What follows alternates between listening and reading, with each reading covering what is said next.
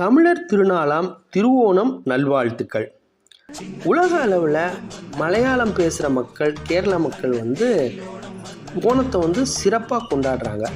அதுக்கும் அவங்களுடைய வரலாற்று பார்வை என்ன அப்படின்னா, மகாபலி சக்கரவர்த்தி இருந்தார், அவருக்கு எதிராக மக்கள் எழுகிறாங்க, விஷ்ணு கிட்ட போய் முறையிடுறாங்க.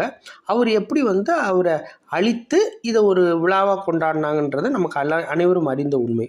ஒன்று தெரியுமா, சங்க இலக்கியத்தில் பதிற்றுப்பட்டில் மதுரை காஞ்சின்ற பகுதியில் மாங்குடி மருதுனார் இதை எழுதினவர் அரங்கேற்றம் பண்ணதே திருவோணம் நன்னாளில்.